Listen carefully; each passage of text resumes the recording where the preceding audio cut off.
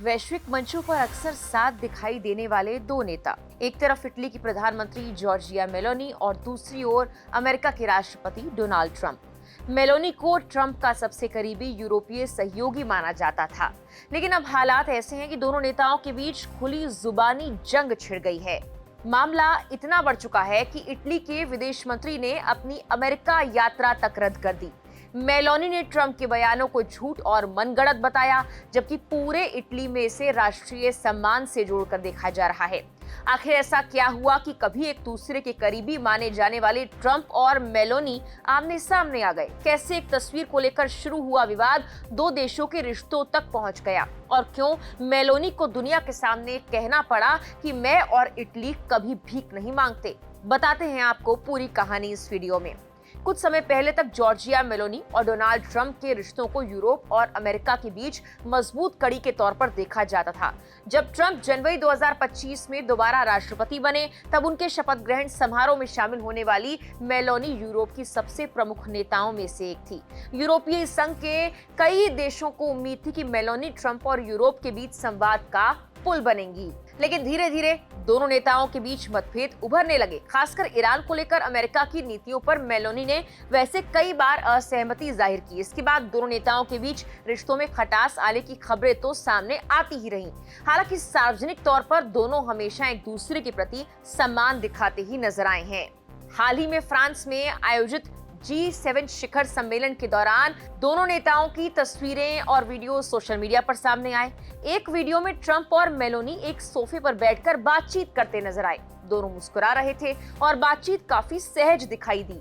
सम्मेलन के बाद भी मेलोनी ने पत्रकारों से कहा था कि उनके और ट्रंप के रिश्तों में कोई बदलाव नहीं आया और दोनों के बीच किसी तरह का कोई विवाद नहीं है। लेकिन इसके कुछ ही दिनों बाद ऐसा कुछ हुआ जिसने पूरे घटनाक्रम को ही बदल कर रख दिया। इटली के टीवी चैनल LA7 को दिए एक फोन इंटरव्यू में डोनाल्ड ट्रंप ने जॉर्जिया मेलोनी को लेकर एक ऐसा दावा कर दिया जिसने इटली में राजनीतिक भूचाल ला दिया। ट्रंप ने कहा, G7 सम्मेलन के दौरान मेलोनी उनके साथ तस्वीर खिंचवाने के लिए मानो गुजारिश कर रही थी। ट्रंप ने दावा किया कि उन्हें मेलोनी पर तरस आ गया, इसीलिए उन्होंने उनके साथ तस्वीर खिंचवा ली। ट्रंप ने इंटरव्यू में कहा, उन्होंने मेरे साथ फोटो खिंचवाने की गुजारिश की, मुझे उन पर दया आ गई, इसीलिए मैंने फोटो खिंचवा ली। मैं ऐसा नहीं भी कर सकता था। शायद वो खुश होंगी कि मैंने उनसे बात की। मुझे उनसे बात करने की कोई जरूरत नहीं थी। अमेरिकी राष्ट्रपति का ये बयान सामने आते ही इटली में तीखी प्रतिक्रिया आना शुरू हो गई, क्योंकि G7 सम्मेलन के दौरान सामने आए वीडियो और तस्वीरें ट्रंप के दावे से बिल्कुल अलग तस्वीर पेश कर रहे थे। ऐसे में लोगों के मन में सवाल उठने लगा कि आखिर ट्रंप ने ऐसा बयान क्यों दिया है। लेकिन सबसे तीखी प्रतिक्रिया खुद जॉर्जिया मेलोनी की तरफ से आई है। अपने 7 मिलियन से ज्यादा इंस्टाग्राम फॉलोअर्स को संबोधित करते हुए मेलोनी कहती है कि ट्रंप का बयान पूरी तरह से झूठा और मनगढ़ंत है। वो कहती हैं, कुछ बातों का तुरंत जवाब दिया जाना जरूरी होता है। डोनाल्ड ट्रंप के बयान पूरी तरह से गढ़े हुए हैं। सच कहूं तो मैं बेहद हैरान और स्तब्ध हूं। मेलोनी ने कहा कि उन्हें समझ नहीं आता कि अमेरिका का राष्ट्रपति अपने सहयोगी देशों के साथ इस तरह का व्यवहार क्यों करता है। उन्होंने ये भी कहा कि ये पहली बार नहीं है जब ट्रंप ने किसी सहयोगी के बारे में इस तरह की टिप्पणी की हो। इसके बाद मेलोनी ने सीधे ट्रंप की विदेश नीति पर सवाल खड़े कर दिए। उन्होंने कहा कि अमेरिका के राष्ट्रपति अपने मित्र देशों और सहयोगियों के खिलाफ तो काफी आक्रामक दिखाई देते हैं, लेकिन पश्चिमी देशों के विरोधियों और अमेरिका के प्रतिद्वंदियों के प्रति उतनी ही दृढ़ता नहीं दिखाते हैं। मेलोनी ने बिना किसी का नाम लिए ये भी कहा कि कुछ ऐसे नेता हैं जिनकी नीतियां पश्चिमी देशों के हितों के खिलाफ मानी जाती हैं, लेकिन ट्रंप उनके प्रति कई ज्यादा नरम रवैया अपनाते नजर आते हैं। और फिर आया वो बयान जिसने पूरी दुनिया का ध्यान अपनी ओर खींच लिया। मेलोनी ने कहा कि एक बात उन्हें याद रखनी चाहिए, ना मैं और ना ही इटली कभी भीख मांगते हैं। ये सिर्फ ट्रंप को दिया गया जवाब नहीं था, बल्कि इटली की राष्ट्रीय प्रतिष्ठा का बचाव भी था। इटली में इसे राष्ट्रीय सम्मान से जुड़े मुद्दे के तौर पर अब देखा जाने लगा है। विवाद और बढ़ गया जब इटली के उप प्रधानमंत्री और विदेश मंत्री एंटोनियो तजानी ने ट्रंप के बयान को केवल मेलोनी का नहीं बल्कि पूरे इटली का अपमान बताया। तजानी ने कहा कि जब किसी मित्र देश के राष्ट्रपति इस तरह की भाषा का इस्तेमाल करते हैं तो ये स्वीकार नहीं किया जा सकता है।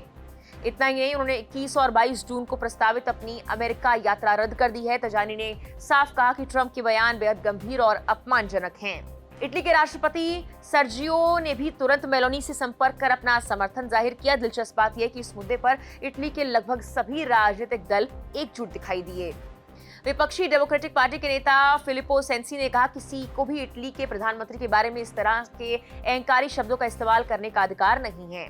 पूर्व प्रधानमंत्री और 5 स्टार मूवमेंट के नेता जुसेपे ने भी कहा कि वॉशिंगटन के साथ अच्छे रिश्ते महत्वपूर्ण हैं, लेकिन राष्ट्रीय सम्मान और राष्ट्रीय हितों की कीमत पर नहीं।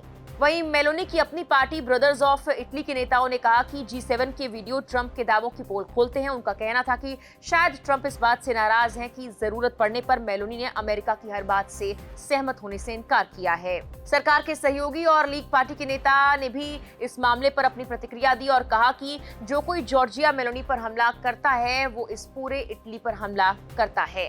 हालांकि ये विवाद सिर्फ एक तस्वीर या एक बयान तक सीमित नहीं रहा, इसके पीछे एक बड़ा राजनीतिक संदेश भी छिपा हुआ नजर आता है।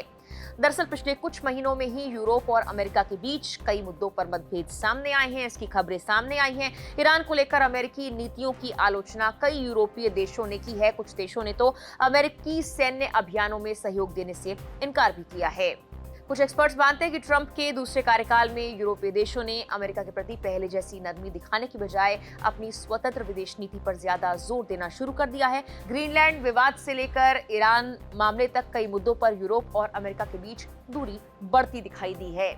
यही वजह है कि जॉर्जिया मेलोनी जैसी नेता, जिन्हें कभी ट्रंप का सबसे करीबी यूरोपीय सहयोगी माना जाता था, आज खुले तौर पर अमेरिकी राष्ट्रपति को चुनौती देती नजर आ रही हैं। इस पूरे मामले पर आपकी राय क्या है? कमेंट कर हमें जरूर बताएं। फिलहाल के लिए इस वीडियो में इतना ही।